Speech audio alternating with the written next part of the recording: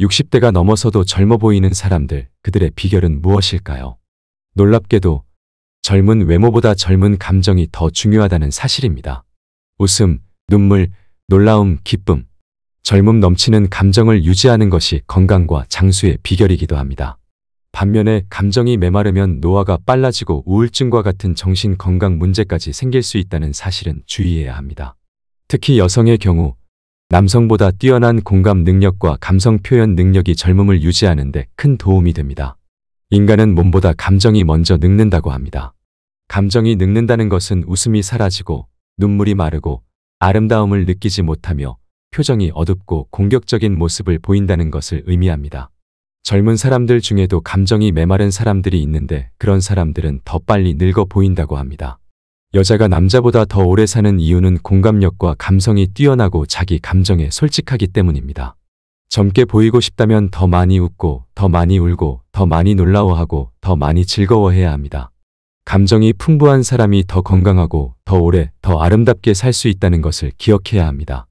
우리 주변에는 충격적으로 나이보다 젊어 보이는 사람들이 의외로 많이 있습니다. 또한 인생 후반전을 살아가고 계신 분이라면 들어야 할 인생 조언 중 최고라 말씀드릴 수 있는 현인의 말씀을 같이 들어보시겠습니다. 끝까지 꼭 한번 들어보시길 권해드립니다. 분명 얻어가시는 게 계실 거라 확신합니다.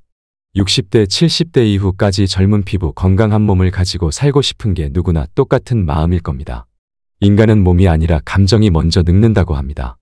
오늘은 젊게 살아가는 방법에는 어떤 게 있는지 말씀드려보려 합니다. 대부분의 사람들은 흔히 사람이 늙어가는 걸 주름살로 알 수 있다고 생각합니다. 하지만 30년 동안 노인들의 몸과 마음에 대해 연구한 일본 최고의 노인학자인 와다 히데키 교수에 따르면 인간의 노화는 지력이나 체력보다 감정에서 먼저 시작된다고 합니다. 감정이 늙어가는 것에는 여러 가지 징조가 있는데 몇 가지 예를 들면 이런 것입니다. 웃음이 사라진다. 눈물이 메말라간다. 아름답다는 생각을 못한다. 표정이 어둡고 공격적이며 사나워진다. 젊은 사람들 중에도 감정이 메마른 사람들이 있는데 그런 사람들일수록 노화가 빨리 진행될 가능성이 높으며 여자가 남자보다 더 오래 사는 이유도 공감력과 감성이 뛰어나고 자기 감정에 솔직하기 때문입니다. 빨리 늙고 싶지 않다면 보다 우아하고 곱게 나이 들고 싶다면 더 많이 웃고 더 많이 울고 더 많이 놀라워하고 더 많이 즐거워야 합니다. 감정이 풍부한 사람일수록 더 건강하게, 더 오래, 더 아름답게 살아갈 수 있다는 걸 기억해야 합니다. 이 세상을 살며 무슨 일이 벌어지든 내가 구애받지 않는 것을 해탈이라고 합니다. 배를 타고 바다에 가면서 바람도 불지 말고 파도도 치지 마라. 이렇게 바라는 것이 아니고 바람아 불려면 불어라. 파도야 치려면 쳐라. 나는 이미 좋은 배를 마련해 놓았고 좋은 항해수를 습득했기에 그 정도는 문제없다. 이런 마음가짐이 해탈입니다. 처음 만났을 때는 남편이 그렇게 착해 보였는데 살아보면 맘에 안 드는 구석이 있고 내 뱃속에 10달을 품어 나와서 내 마음대로 키운 아이도 클수록 내 말을 잘 안 듣습니다. 이렇듯 어떻게 세상 일이 내 생각대로만 되겠습니까? 파도가 일면 파도를 타고 가면 되고 파도가 치지 않으면 조용히 즐기면 됩니다. 세상 일이 내 생각대로 안 된다고 전혀 구애받을 일이 없습니다. 나이가 드니 오랫동안 소식이 없던 사람들한테서 소식이 옵니다. 죽었다는 소식입니다. 살아있다는 소식은 오지 않으니까 소식이 없으면 살아있는 것이지요. 지난달에도 지인분이 돌아가셔서 장사를 치르느라 화장장에 갔었습니다. 화장장 정문에서부터 연구차와 버스들이 밀려 있더군요.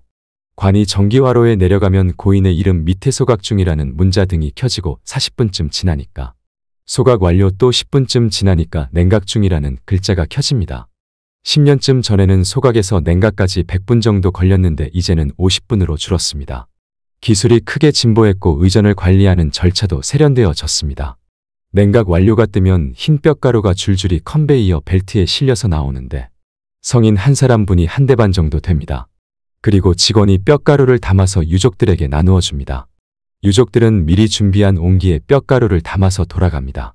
원통하게 비명 행사한 경우가 아니면 요즘에는 유족들도 별로 울지 않습니다. 부모를 따라서 화장장에 온 아이들은 대기실에 모여서 아이스크림을 먹으며 놀고 있었습니다. 제 입으로 우리는 호상입니다 라며 문상객을 맞는 상주도 있었지요. 그리고 그날 3살 난 아기도 소각되었습니다. 작은 관이 내려갈 때 젊은 엄마는 돌아서서 울었습니다. 아기의 뼈가루는 서너 옵쯤 되었을 것입니다. 뼈가루를 보면 흰 분말에 흐린 기운이 스민 안개 색깔입니다. 입자가 고와서 먼지처럼 보이기도 하지요. 이렇게 한 세상 살다가 가는구나 저는 그렇게 생각했습니다. 누구나가 죽으면서 그렇게 세상과 작별합니다.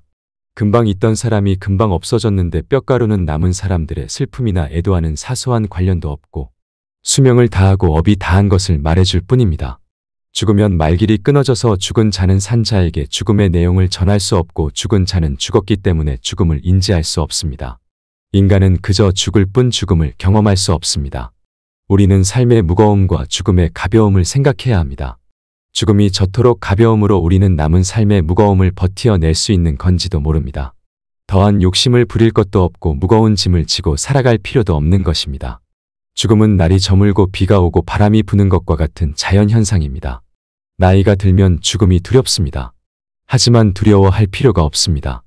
그저 일상생활을 하듯이 세수를 하고 면도를 하듯이 그렇게 가볍게 죽어야겠구나 하며 미리 정해 놓을 일만 생각하세요. 돈 들이지 말고 죽자. 주변 사람을 힘들게 하지 말고 가자. 질척거리지 말고 지저분한 것들을 남기기 말고 가자. 빌려온 것이 있으면 다 갚고 가자. 남은 것이 있으면 다 주고 가자. 입던 옷은 깨끗이 빨아 입고 가자. 이렇게 말입니다. 죽음을 앞두고 집에 있는 서랍과 수납장을 들여다보면 이 쓰레기 더미 속에서 한 생애가 지나갔다는 생각에 서글퍼지는 순간이 옵니다. 똥을 백자 항아리에 담아서 냉장고에 넣어둔 꼴이지요. 지금까지 내가 지니고 있었던 것이 거의 전부가 쓰레기였다는 것을 죽음을 앞두고서야 깨닫습니다. 정작 내가 하고 싶었던 일들은 아직 아무것도 하지도 못했는데 왜 그렇게 두 손에 꽉 쥐고 놓지 못하는 인생을 살았나 하는 생각이 듭니다. 인생은 후회의 연속이라지만 욕심을 내서 살았던 지난날을 떠올리면 그 마음이 너무 공허합니다. 나의 삶이 허무하게만 느껴집니다. 이제부터라도 조금 더 의미 있는 것으로 내 인생을 채워보시길 바랍니다. 제 지인의 아버지는 섬진강 상류의 산골 마을에서 평생 농사를 지으며 사셨다고 합니다. 지인의 아버지가 돌아가실 때 지인을 불러놓고 유언을 하셨는데 내 어머니가 방마다 아궁이에 불 떼느라고 고생을 많이 했다. 부디 연탄 보일러를 놓아드려라. 라고 말씀하셨다고 합니다. 저는 이 유언이 진실하고 씩씩하고 속이 꽉 차 있다고 생각합니다. 그의 아버지는 참으로 죽음을 별것 아닌 것으로 아침마다 소를 몰고 밭으로 나가듯이 가볍게 받아들이셨습니다. 이 정도 유언이 나오려면 깊은 내공과 오랜 세월이 필요한 것이지요. 아무나 되는 것이 아닙니다. 삶은 무겁고 죽음은 가볍습니다. 죽음과 싸워서 이기는 것이 의술의 목표라면 의술은 백전백패합니다. 깨어진 육체를 맞추고 꿰매서 살려내는 의사가 있어야 하지만 충분히 다 살고 죽으려는 사람들의 마지막 길을 품위 있게 인도해주는 의사도 있어야 합니다. 죽음은 쓰다듬어서 맞아들여야지 싸워서 이겨야 할 대상이 아니기 때문입니다. 이제 다 살았기에 가야 하는 사람의 마지막 시간을 파이프에 꽂아서 붙잡아 놓고 못 가게 하는 의술은 무의미합니다. 가볍게 죽고 가는 사람도 미련 없이 보낼 수 있어야 합니다. 그래야지 이토록 단순한 장례 절차에서도 정중한 애도를 실현할 수 있습니다. 가는 사람도 보내는 사람도 의술도 모두 가벼움으로 돌아가는 것입니다. 뼈가루를 들여다보면 인생의 의미를 다 알 수 있습니다. 이 가벼움으로 삶의 무거움을 버티어낼 수 있는 것입니다. 천하를 통일했던 중국의 진시 황제나 애플을 창시하여 억만장자가 된 스티브 잡스, 영원히 북한을 통치할 것 같았던 김일성, 그들은 모두 이 세상을 떠났습니다. 삼성그룹의 이건희 회장도 병상에 누워있다 결국 고인이 됐습니다. 이렇게 화려하게 살다가 떠나간 사람 중 누가 부럽나요? 세상에는 없는 게 세 가지가 있습니다. 첫째는 정답이 없습니다. 둘째는 비밀이 없습니다. 셋째는 공짜가 없습니다. 그리고 우리가 죽음에 대해 분명히 알고 있는 세 가지는 첫째는 사람은 분명히 죽는다는 것, 둘째는 나 혼자서 죽는다는 것, 셋째는 아무것도 가지고 갈 수 없다는 것입니다. 마지막으로 죽음에 대해 모르는 것 세 가지가 있습니다. 언제 죽을지 모른다는 것과 어디서 죽을지 모른다는 것 그리고 어떻게 죽을지 모른다는 것입니다. 그래서 항상 준비하고 있어야 합니다. 모든 사람이 태어나는 방법은 거의 비슷하지만 죽는 방법은 천차만별입니다. 그래서 인간의 평가는 태어나는 것보다 죽는 것으로 결정됩니다. 내가 세상에 올 땐 나는 울었고 내 주위의 모든 이들은 웃었습니다. 내가 이 세상을 떠나갈 땐 모든 사람들이 아쉬워 우는 가운데 나는 웃으며 후를 떠나가야 합니다. 그것이 인생을 최고로 잘 산 것입니다. 행복한 삶을 살아가세요. 걸을 수 있고 먹을 수 있고 친구들과 대화할 수 있고 이렇게 살아있는 지금이 더없이 소중하고 감사한 것입니다. 삶은 소풍입니다. 가는 길에서 쉬었다가 오는 길에도 쉬고 또 중간에 틈나는 대로 쉬어야 하는 것입니다. 인생을 너무 바쁘게 살지 마세요. 나에게 주어진 하루하루의 삶을 그 자체로 소중히 여기고 감사하며 고마운 마음으로 살아야지 하루하루를 마치 무슨 목적을 완수하기 위한 수단인 것처럼 소모해서는 안 된다는 것입니다. 우리는 일하러 세상에 온 것도 아니고 성공하려고 온 것도 아닙니다. 그런 것은 다 부차적이고 수단적인 것이지요. 삶을 수단시하지 말고 삶 자체가 목적임을 깨우치세요. 이 삶이라는 여행은 무슨 목적지가 따로 있는 것이 아니라 그 자체가 목적인 것입니다. 그러니 이 여행 자체를 즐기시길 바랍니다. 멀리 소풍 가서 노는 이야기에 고통만 가득하다면 그것은 참된 인생이라 할 수 없을 것입니다. 참으로 기막힌 사연과 세상 속에서도 행복과 기쁨이 있는 삶을 살아가세요. 곱게 늙어가는 이를 만나면 세상이 참 꼬아 보입니다. 늙음 속에 낡음이 있지 않고 도리어 새로움이 있습니다. 곱게 늙어가는 이들은 늙지만 낙지는 않습니다. 늙음과 낡음은 글자로는 불과 한 획의 차이밖에 없지만 그 품은 뜻은 서로 정반대의 길을 달릴 수 있습니다. 늙음과 낡음이 함께 만나면 허무과 절망밖에는 아무것도 남지 않습니다. 늙음이 곧 낡음이라면 삶은 곧 죽어감일 뿐입니다. 늙어도 늙지 않는다면 삶은 나날이 새롭습니다. 몸은 늙어도 마음과 인격은 더욱 새로워집니다. 겉은 늙어가도 속은 날로 새로워지는 것이 아름답게 늙는 것입니다. 겉이 늙어갈수록 속이 더욱 낡아지는 늙는 것입니다. 늙음과 낡음은 삶의 아름다움과 추함을 갈라놓습니다. 누구나 태어나면 나이 들어가게 됩니다. 하지만 몸은 비록 늙었지만 마음만은 언제나 새로움으로 살아간다면 평생을 살아도 늙지 않습니다. 곱게 늙어간다는 것은 참으로 아름다운 인생입니다. 멋모르고 날뛰는 청년의 추함보다는 고운 자태로 거듭 태어나는 노년의 삶이 더욱더 아름답습니다. 행여 늙는 것이 두렵고 서럽습니까?